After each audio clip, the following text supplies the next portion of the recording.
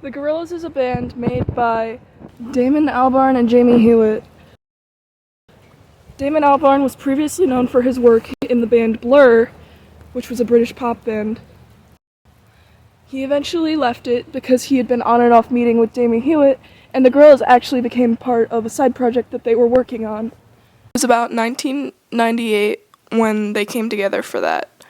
Blur was not him entirely leaving it at that point, it's just that they'd been on and off active. They first broke up in 2003 and they've been on and off ever since. After selling 7 million copies of their first album, they worked together and came up with 2D and 3D animated music videos featuring the 4 characters: Murdoch, a satanic and rugged bassist; 2D, aka Stuart Pott, the dark-eyed singer and keyboard piano player; Noodle, a 10-year-old Japanese guitarist girl; and Russell Hobbs, the drummer possessed by his dead friend Del, aka Del the Funky Homo Sapien. Jamie and Damon were more excited than ever. They both agreed that they wanted to keep up with the project, and it came together because of their disinterest of the same pop music that they had been listening to for years. They wanted to make it different. And so, the Gorillaz was made, and its style concludes of over 80 different genres and subgenres. Each album, very distinct styles, almost different in every song. In 2005, they made their second album, Not Want to Be Just a One-Hit Wonder. Thanks to Jamie and Damon's interesting way of telling stories, the band gains its own world.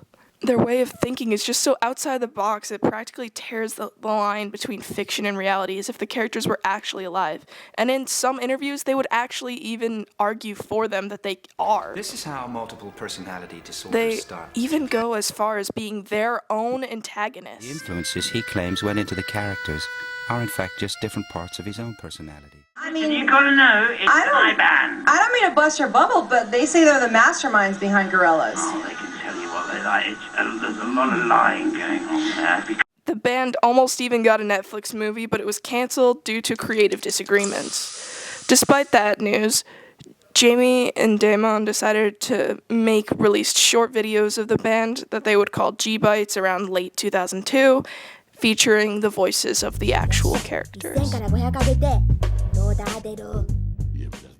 He's never gonna clear that gut. Russell's been texting catering all day and he's coming way overweight.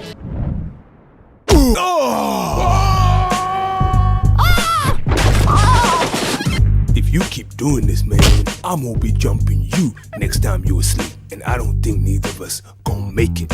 You dig? For the love of sweet Satan, mate! Russell told me to knock it out because he's gonna cook it for the... Stop it banging! Stop it banging! I can't catch it, look, it's all slippery.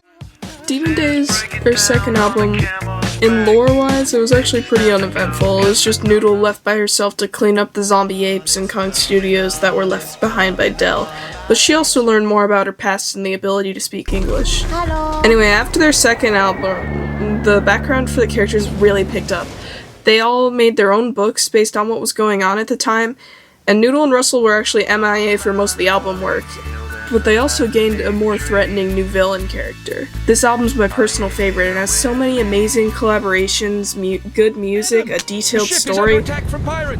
Murdoch found a trash heap in the ocean called Point Nemo, and he used it because the money he got from the lawsuit of Kong Studios when it burned down is what he used to have it turned into their new home. Supposedly the band was on hiatus at the time, but Murdoch has his own ways of getting them back. A lot of the music videos were unable to be fully storyboarded due to the funding and the popularity at the time. Phase 4 was a turning point in the animation and style, going into 3D models, and the 2D style was changing as well and getting more complex.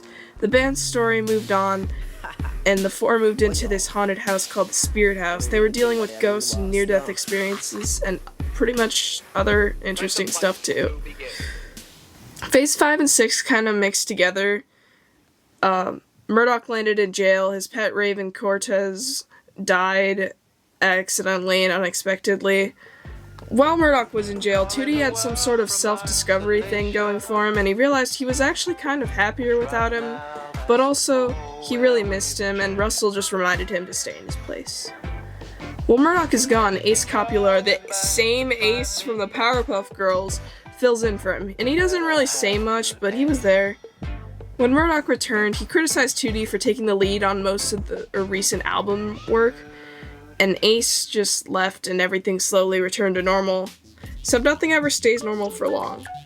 When COVID hit, the band made a special episodic album called Song Machine, telling tales of old and tales of new.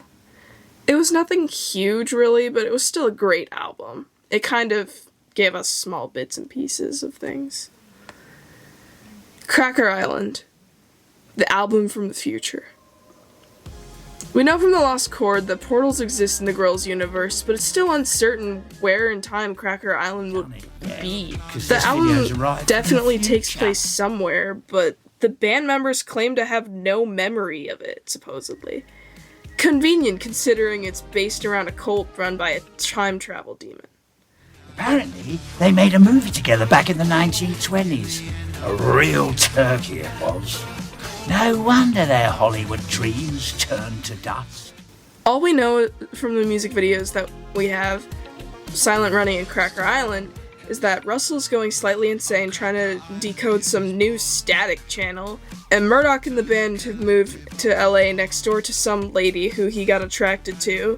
She doesn't like him or bother to learn his name correctly, but since Tootie's nice to her, and he's clearly having his own struggles with the band at the time, she's okay with getting to know him.